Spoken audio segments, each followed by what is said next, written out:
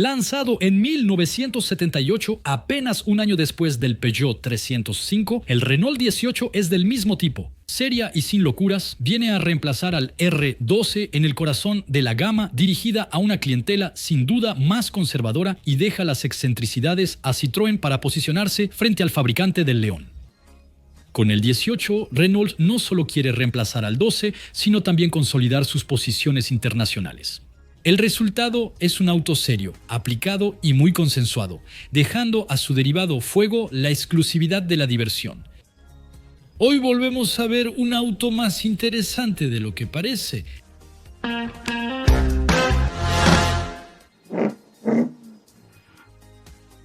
Lanzado en junio de 1970, el programa 134 es crucial para Renault. En un mercado cada vez más internacional, los sedanes familiares con cajuela son un valor seguro en todos los continentes. El Renault 12, lanzado en 1969, lo demuestra. Por eso, la marca ya prepara su reemplazo. Con mucha anticipación para poder ofrecer el mejor producto posible cuando llegue el momento. Pero por ahora solo se trata de pensar en el diseño. De alguna manera la cuestión técnica ya está resuelta. La base del Renault 12 es sólida, fácil de industrializar y relativamente moderna. Esto permitirá una fase de desarrollo muy corta para la época, de solo 18 meses. Para el diseño del proyecto 134, el inicio de los años 70 será una fase exploratoria. Así, Renault no dudará en hacer trabajar al nuevo estudio de diseño del carrocero Hélice, dirigido por Yves Dubernard.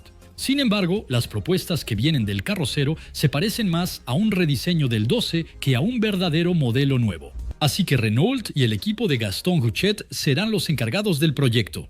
Poco a poco, Juchet se inclina por un diseño más redondeado, pero también más imponente que el del 12. Con la llegada del Renault 20 en 1975 y del Renault 14 en 1976.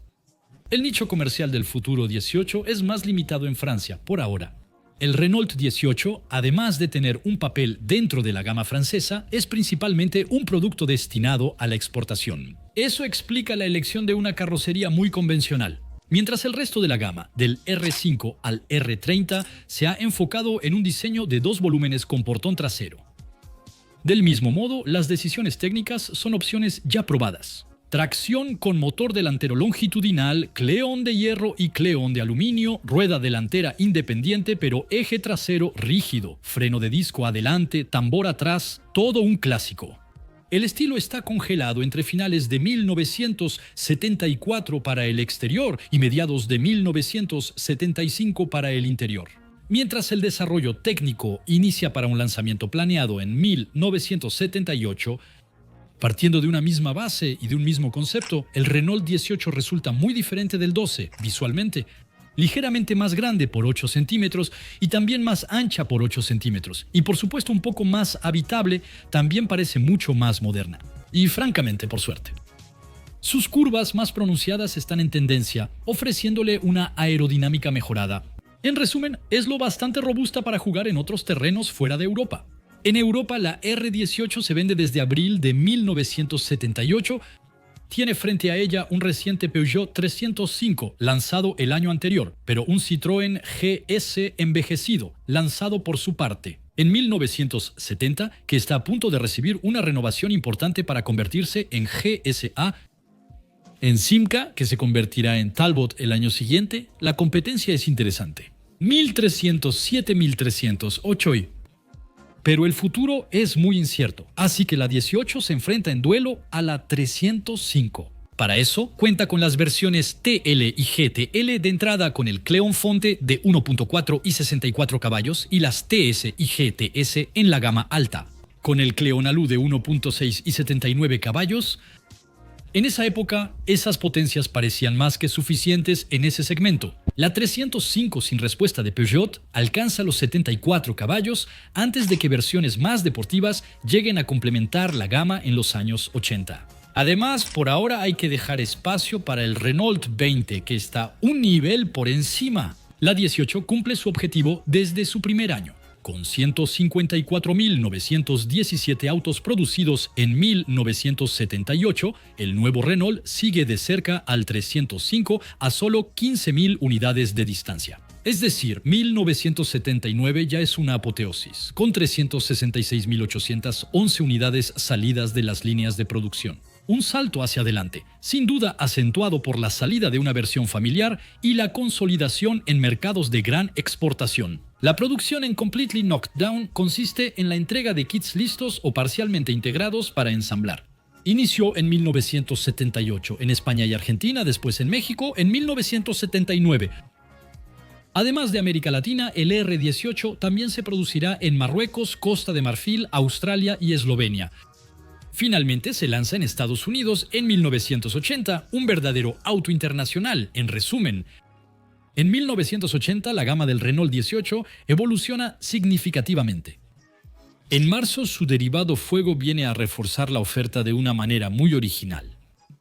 Ya no duda en invadir el terreno de su hermana. Renault 20, la 18, propone en julio una versión diésel equipada con el mismo motor de obra de 2.068 centímetros cúbicos y 67 caballos. En septiembre es el turno de la Turbo de hacer su aparición con un 1.6 y 110 caballos. Una elección sorprendente cuando la Fuego, en la misma época, recibe un 2 litros atmosférico de la misma potencia.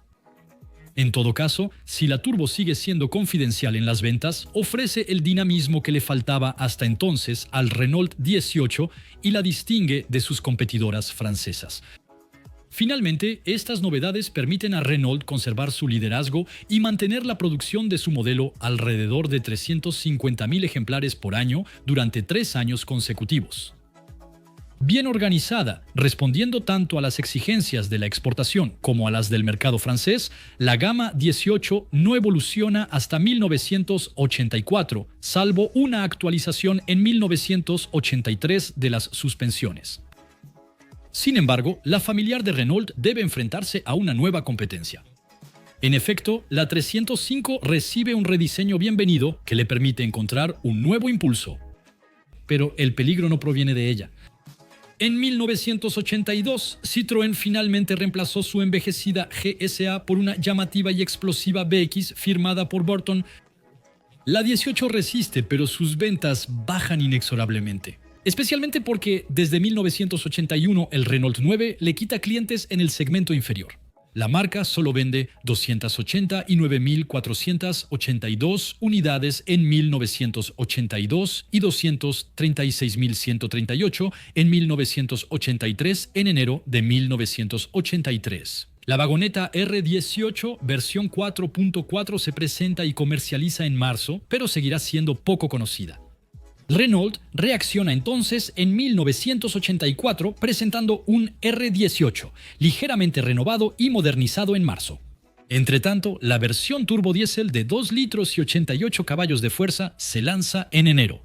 El Renault 20 se retira, dando un respiro. Pero con el tiempo, el BX, a pesar de su diseño inicialmente sorprendente, empieza a tener mucho éxito.